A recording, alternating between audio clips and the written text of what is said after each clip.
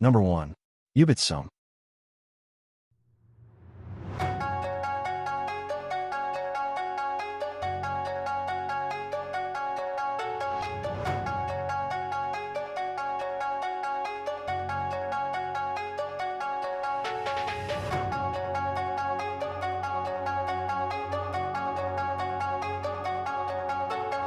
Yakuza finger removal, also known as Ubitsum, is one of the most recognizable rituals in the Japanese underworld. When a member offends someone within his own group, maybe he disrespected a boss or failed an important mission, he's expected to make amends. Not with money, not with words, but with his little finger. Traditionally, the person kneels in front of his superior, places his hand on a small white cloth, and cuts off a portion of his own pinky. It's meant to show sincere apology and acceptance of guilt, a way to say, I take full responsibility. The missing finger also makes it harder to wield a sword, symbolizing dependence on the group for protection. Compared to other punishments in history, this one is almost merciful. It's painful, sure, but rarely fatal, and the wound usually heals. Among all the brutal methods that came after, Ubitsum stands out as one of the least deadly, but still one of the most chilling ways to say you're sorry. Number 2. Bastinado.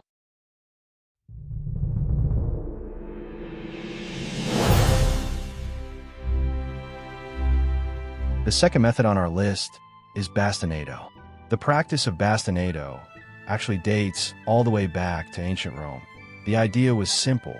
Tie someone down, expose their feet, and hit the soles with a stick. Painful? Absolutely. Deadly? Not really. In fact, it was considered brilliantly efficient. You could punish someone severely, but still have them walk home, very slowly. Over time, this ancient Roman invention spread far and wide, showing up in Persia, the Ottoman Empire, even parts of Africa, schools, and prisons. Nobody was safe. Children, servants, criminals, rebels, even government officials. A few hard hits, a lot of screaming, and voila, justice served.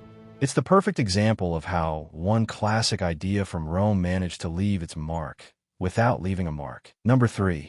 Gunga.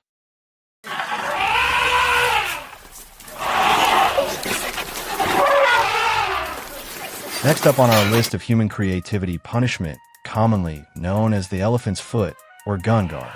This delightful tradition was mostly used across parts of Asia, especially in India, where elephants weren't just royal pets. They were also fully licensed execution machines. There were 2 ways this could go. If the victim was lucky, their head would be placed on a stone pedestal. The elephant would stomp once, and boom, lights out. Quick, clean, and surprisingly considerate. But of course, not everyone got the express checkout.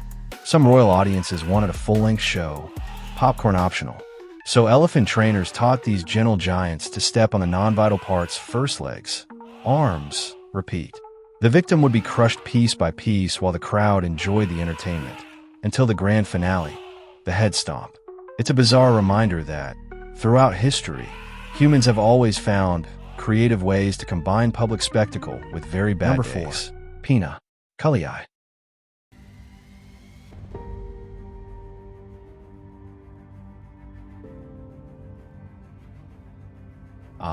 The Romans, never short on creativity when it came to punishment. So, let's talk about the pina culiae, also known as the sack penalty. This charming little ritual was reserved for one very specific crime: killing your own parents. Yeah, not exactly something you could apologize your way out of. Here's how it went. First, the guilty person got a solid beating, just to set the mood. Then, they were sewn into a big leather sack with a few surprise roommates: a dog, a rooster, a viper, and a monkey. It's like the world's worst group project, except everyone's fighting for their lives. Finally, the sack was tossed into the sea, or sometimes left for the wild animals to finish the job. Because if you're going out, why not make it memorable, right? And fun fact, this wasn't just ancient history. The last recorded pina culiae happened in Germany in the early 1700s. So yeah, even after 1,000 years, some people just couldn't resist. The ultimate family punishment. Number 5. Basile II. Let's talk about Basil II, The Byzantine emperor who really took the phrase, seeing is believing, a little too seriously. Back in the year 1014, Basil had just defeated the Bulgarians in battle. Now, most rulers would throw a victory party or maybe build a statue. But Basil? He had other plans. Instead of killing his captured enemies, he decided to blind them. Yet poke out your eyes style. But wait, there's more. For every 100 soldiers, 99 were completely blinded, and one lucky guy got to keep one eye just so he could lead the rest home. Talk about a terrible road trip. The idea wasn't just cruelty for fun. Blinding had been a classic Byzantine punishment for rebels for centuries. It was Basil's way of saying, I don't need to kill you. I just need everyone else to see what happens when you mess with me. Did he really blind 15,000 people? Probably not, but the legend sure made him famous. Centuries later, they even gave him a nickname, Basil the Bulgar Slayer. Number 6. Immurement.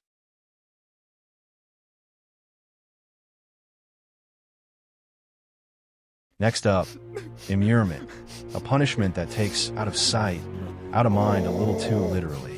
Imagine being walled up inside a tiny cavity in a building. No door, no window, just a narrow air slot, and the same cold stone all around you. Sometimes immurement was a method of execution. The condemned were sealed into a cavity and left to die of hunger and thirst. Other times, it was a perverse form of life sentence. A person kept alive, but trapped, invisible to the world and forgotten by society. It was a tool for rulers who wanted to erase people quietly, political rivals, inconvenient witnesses, or anyone whose existence caused trouble. There's a particular cruelty to it. The punishment removes you from public spectacle, but it doesn't take away the suffering. Instead, it turns your life into a slow, private undoing. For the community, immurement had another use. It was a warning carved into architecture itself, walls that once bore witness to secrets. For the victim, it was the ultimate social death, present in body, absent in the life that used to be. In the catalog of historical punishments, immurement stands out not for spectacle, but for its quiet, relentless erasure. Number 7. The rack. Next on our medieval menu, the rack. Basically the era's worst stretching machine.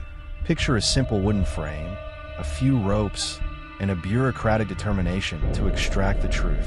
The condemned was laid flat on a rectangular board while ropes looped around wrists and ankles pulled in opposite directions. The goal? Make everything hurt enough that secrets sounded like the easiest option. It's torture that was engineered like a bad gym class. Slow, relentless, and highly effective at breaking resistance. People who survived could be left with torn ligaments, dislocated joints, and a lifetime of pain. Some didn't survive at all. Judges loved it. Confessions came fast, and punishments looked impressively official. Cruel? Definitely. Practical? Sadly, often. Number 8. Aztec human sacrifice. Next up, let's head to ancient Mesoamerica, where the Aztecs took giving your heart a little too literally. The ritual was called live heart removal, and it was done, apparently, needed a daily energy boost made of human hearts. A ritual in the age of unbelief. The unlucky volunteer, or not so volunteer, was laid out on a stone altar while a priest used a razor-sharp obsidian blade to open the chest and lift the still-beating heart toward the sky. The idea? Keep the sun shining and the universe running smoothly. It sounds brutal now, but for the Aztecs, it was a sacred duty, their way of keeping cosmic order. So, while modern people offer prayers, they offered major organ donations. And you've got to admit, that's dedication on a whole different level. Number 9. Oil castor. Let's talk about one of history's messiest interrogation methods, the castor oil barrel punishment. Here's how it worked. First, the unlucky victim was forced to drink massive amounts of castor oil. Now, castor oil isn't poison, but it is nature's fastest laxative. Within minutes, your stomach's doing backflips, and your self-control, gone. Completely gone. Next step, they toss the poor soul into a human-sized wooden barrel, seal it up, and wait. The goal? Get a confession. The alternative? Well, let's just say, things got very unpleasant inside that barrel. If you talked, you got out. If not, you were left to face a truly revolting end. drowning in your own body fluids. It was disgusting, cruel, and somehow effective, because when your stomach's in open rebellion, honesty suddenly sounds like a great idea. Number 10. Fork.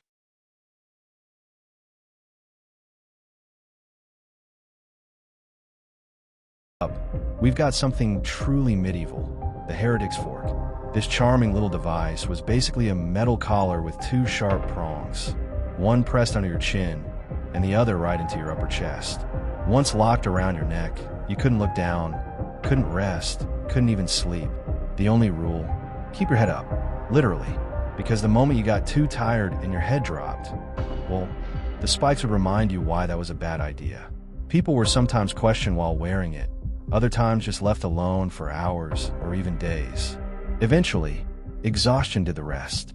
It wasn't fast, it wasn't flashy, but it was pure medieval genius. Simple metal, maximum is. Number 11. Rat torture. Let's talk about one of the Romans' less appetizing ideas, the rat's cup. According to legend, Emperor Nero, never the symbol of calm leadership, used this method on people he really didn't like. The idea was simple and horrifyingly creative. Take a metal bowl full of hungry rats, tie it to someone's stomach, and then heat the bowl from below. Now, rats don't enjoy soundness, so naturally, they try to escape, and the only way out, well, wasn't ideal for the person underneath. Over time, versions of this legend appeared in other parts of the world too, each more grotesque than the last. But whether it's Rome or anywhere else, the moral stays the same. If you ever see someone carrying a bucket of rats and a torch, it's probably not your day. Number 12. The Spanish donkey. Next up, the Spanish donkey. And no, it's not the kind of donkey ride you'd find at a festival. This lovely medieval invention was basically a tall wooden plank shaped like a sharp triangle, kind of like sitting on a fence. If the fence hated you, the victim was made to straddle the point like riding a donkey, while heavy weights were tied to their feet. The more weight added, the more, let's say, uncomfortable the ride became. It didn't take long before the pain was unbearable, and injuries were, well, unavoidable. The Spanish donkey was used for punishment, interrogation, or just plain cruelty, depending on how creative your local inquisitor was feeling that day. So yeah, next time someone offers you a donkey ride, make sure it's the kind with fur and not splinters. Number 13. Flaying. Flaying. Even the word sounds sharp. It was one of history's most horrifying punishments, the slow removal of a person's skin while they were still alive.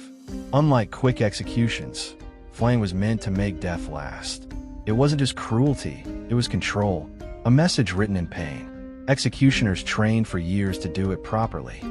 They used small, precise blades, cutting carefully, so the victim stayed conscious for as long as possible. Sometimes they'd pour hot water over the skin first, to make it easier to peel away, a twisted form of efficiency. Victims didn't die right away. Without major blood loss, the body could endure for hours, even days, before shock or infection finally brought an end. In some cultures, it was ritual, a sacrifice or warning. In others, it was simply a way to show power. Number 14. The Blood Eagle. Let's talk about one of the most infamous Viking party tricks ever recorded, the Blood Eagle. According to legend, when the Norse wanted to make an example of someone, they didn't just kill them, they unfolded them. Here's how it supposedly worked. The victim was laid face down, and the ribs were carefully sliced away from the spine, one by one, then pulled outward to resemble wings. Next, the lungs were yanked through the openings and spread out, fluttering like a pair of gruesome feathers in the cold northern air. Was it real? Hard to say. Most historians think it's more myth than fact, but the idea stuck, because who wouldn't remember a punishment that turns you into a human eagle mid-scream? So whether it truly happened or not, one thing's for sure, the Vikings didn't just conquer lands. They conquered the art of making your enemies never want to cross you again. Number 15. Burning at the stake. The last punishment in this video is the cruelest one. Picture this. The Middle Ages, when having strong opinions, bad luck, or even a cat could make you mysterious enough for a one-way trip to the town square. The so-called witches, heretics, healers, Basically anyone who didn't blend in, were the stars of a very unpopular reality show called Guess Who's the Devil Today? And the grand finale, the stake, a big wooden pyre, an even bigger crowd, and a moral lesson nobody asked for. They called it purification, but let's be honest, it was more like medieval cancel culture, just with more smoke and less Wi-Fi. People came from miles away, not for justice, but for entertainment. Humans haven't changed much. We've just upgraded the comment section. The flames may be gone, but judgment by mob? Oh, that still burns bright. History lesson complete. Stay curious, and maybe keep your cat indoors. That's all for today's look at some of history's most shocking torture methods. If you enjoyed this little journey through the past, don't forget to leave a like. It really helps the channel out. And of course, subscribe so you don't miss the next video. We've got even more wild historical stories coming your way. Thanks for watching, stay curious, and I'll see you in the next one.